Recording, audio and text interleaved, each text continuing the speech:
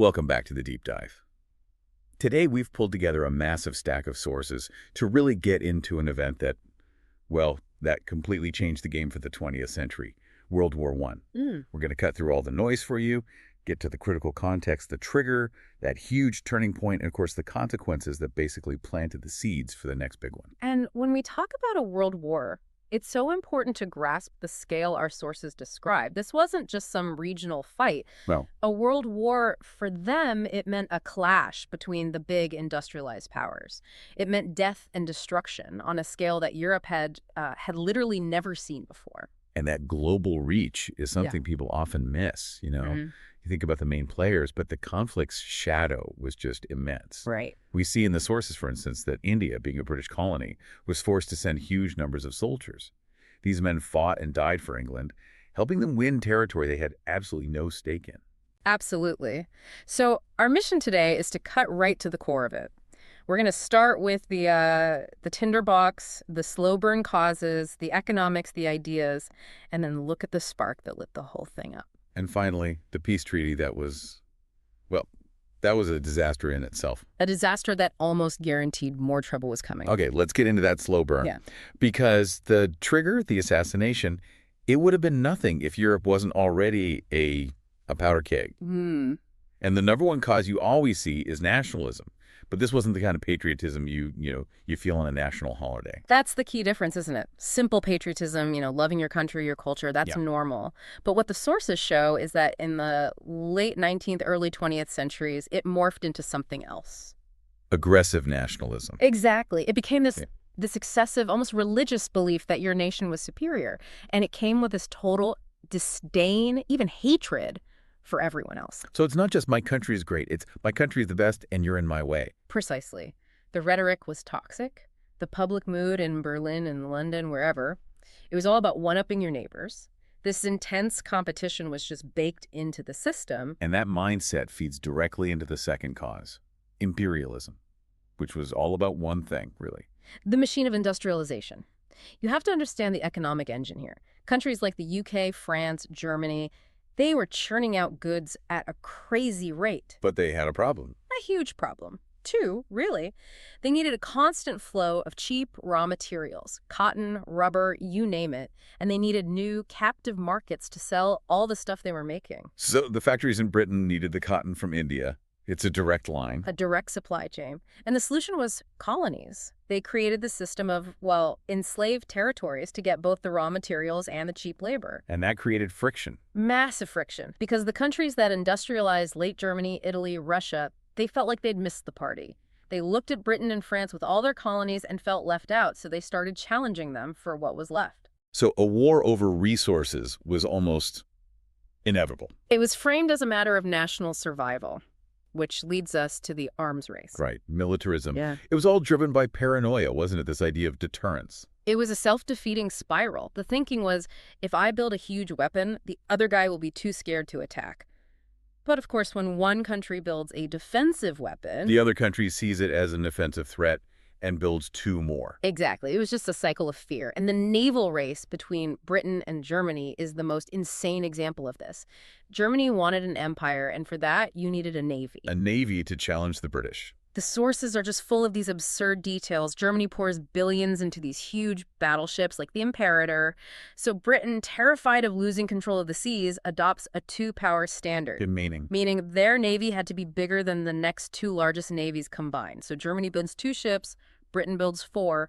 The spending was just astronomical. How did that not bankrupt them before the war even started? It strained them hugely. But that aggressive nationalism gave them the public support they needed. You had this massive industrial-scale buildup of weapons and armies just sitting there.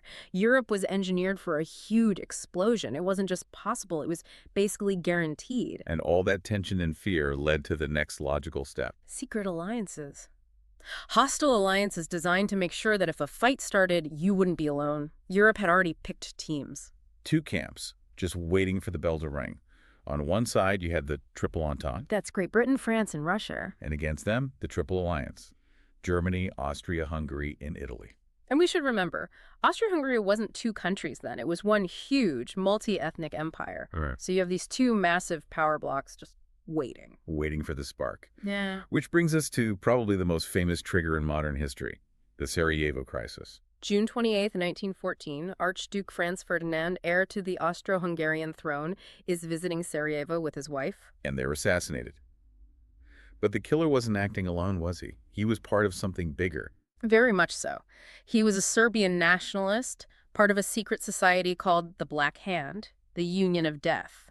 Their goal was to free the Serbian people from Austro-Hungarian control. So for Austria-Hungary, this was a direct attack on the empire itself. It was, and they saw it as a golden opportunity to crush Serbian nationalism for good. So they issued this ultimatum to Serbia, 11 demands. Demands that were designed to be rejected. Absolutely. When Serbia couldn't agree to everything, Austria-Hungary declared war, exactly 1 month later, July 28th, 1914. And then the dominoes just fall one after another. Russia gets involved immediately. Russia saw itself as the protector of all Slavic peoples. That was a big part of their identity. Pan-Slavism. So when Austria, a Germanic empire, attacked Serbia, a Slavic nation, Russia mobilized. And as soon as Russia moves, The alliance system kicks in. Germany declares war on Russia and its ally, France. Britain then has to honor its treaty with France and Russia and joins the fight. A local assassination becomes a world war in a matter of days. so as the war kicks off, the teams get finalized. Right. You have the Allied powers, Britain, France, and Russia, and later the U.S. And on the other side, the Central Powers, Germany, Austria-Hungary, Turkey's Ottoman Empire, and Bulgaria. And Italy does a switcheroo. Italy pulls out of its alliance with Germany and Austria-Hungary and later joins the Allies, hoping to get some territory out of the deal. And in the beginning, Germany was just dominant. Incredibly so. They moved fast, took over parts of France and Belgium, and then in 1917, Russia just collapses. The Tsar is overthrown, the communists take over, and Russia is out of the war. At that point, Germany looks unbeatable. They did. But the war wasn't what anyone expected. It got bogged down in this uniquely horrific kind of fighting. Trench warfare. Exactly. Right. The new weapons, machine guns, better artillery meant you just couldn't charge across a field anymore. So they dug in.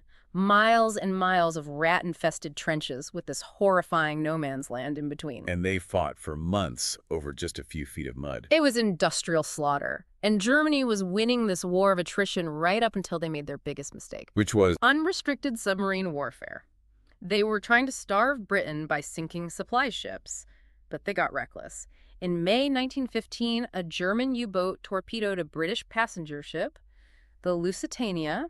It was a civilian ship. Civilian ship, yes. And critically, it was carrying over 100 Americans. And America, up to this point, had been officially neutral. But the sinking of the Lusitania, that changed public opinion. It shattered that idea of neutrality. America enters the war in 1917, and the tide turns almost overnight. The fresh soldiers, the industrial power, the money. It was overwhelming. And that's really the moment the global center of power shifts. It's the end of European dominance. The superpower status moves across the Atlantic. With America's full weight in the war, the end was. It was just a matter of time. Germany was defeated. The Central Powers collapsed. Austria-Hungary and the Ottoman Empire were just gone, broken up. Which brings us to the Peace Conference. In 1919, everyone gathers in a suburb of Paris, Versailles. But this wasn't really about creating a lasting peace, was it? For some, it was about revenge. The key players were the big three.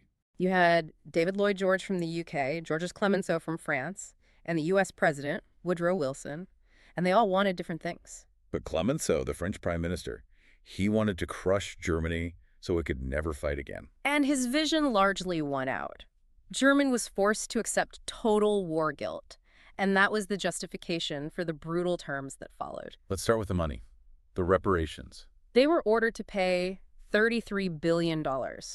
An impossible sum for a country that was already destroyed by the war. It basically guaranteed their new democratic government would fail. And then they lost huge amounts of territory. Huge amounts. They lost the Sarre-Colle region to France. They lost Alsace-Lorraine. And this is critical. They lost all of their overseas colonies. They were carved up and handed out to the Allies. But the military restrictions, that must have been the most humiliating part. They had no choice but to accept it. Their army was capped at just 100,000 soldiers, a tiny number. Their navy was severely limited, and their air force and submarines, The very things they'd pioneered. completely banned. It was a massive psychological blow. And beyond Germany, the map of Europe was it was redrawn completely. The old world was gone. Totally. The great royal dynasties, The Romanovs in Russia, the Hohenzollerns in Germany, the Habsburgs in Austria-Hungary, all of them were swept away.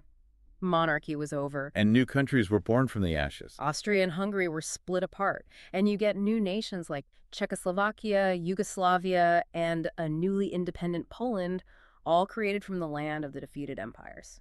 Amidst all that chaos, President Wilson had this one big idea for preventing it from ever happening again. The League of Nations. It was set up on January 10th, 1920, the first ever worldwide organization designed to keep the peace. The idea was amazing, right? Ban secret treaties, settle disputes peacefully, get everyone to reduce their weapons, Yeah. tackle the exact things that caused World War I. It was an attempt to create a new system, one based on cooperation, not paranoia. So, what went wrong? Why did it fail so badly that World War II kicked off less than 20 years later? Well, there were a couple of fatal flaws. First, it was basically powerless. It had no standing army of its own. It could condemn a country, but it couldn't actually do anything to stop them. It had no teeth. But the biggest flaw that came from its own creator. Exactly. The United States, whose president was the architect of the whole thing, never actually joined. Wait, why not? Why would Wilson's own country reject his biggest project? The U.S. Senate refused to ratify the treaty. There was a powerful isolationist movement that feared joining the League would drag America into every future European squabble. They wanted to be a superpower, but without any of the responsibility. So the one country with the power to enforce the League's decisions was on the sidelines. Right, and without the U.S., the League was a paper tiger. When aggressive countries like Japan, Italy, and eventually Germany started invading their neighbors again, all the League could do was write angry letters. It was doomed from the start. Germany's invasion of Poland in 1939 was just the final nail in the coffin. Okay, to bring this all home for you, let's just recap the key takeaways. World War I wasn't an accident. It was the predictable result of aggressive nationalism, imperial competition, and a completely out-of-control arms race. The assassination was the spark, yes, but the fire spread because of the rigid, secret alliances. And the war itself was defined by that industrial stalemate in the trenches, with the U.S. entry being the absolute game changer. And that brutal peace treaty, Versailles, didn't just end the war. It ended the old European world order, crippled Germany, and officially passed the torch of global superpower from Europe to the United States. That shift in the world's center of gravity, that might be the single most important long-term consequence of the entire war. And it leaves us with one final provocative thought for you to chew on. The men who wrote the Treaty of Versailles wanted to create a permanent peace by making it impossible for Germany to ever wage war again. But given the crushing financial debt and the deep humiliation of the military bans, did they actually do the opposite? Was the harshness of that peace the very thing that created the anger and instability that allowed aggressive new leaders to rise, making a second, even bigger war almost unavoidable? History seems to suggest that a peace built on revenge doesn't tend to last very long. Something for you to think about. Thank you for joining us for the deep dive. We'll see you next time.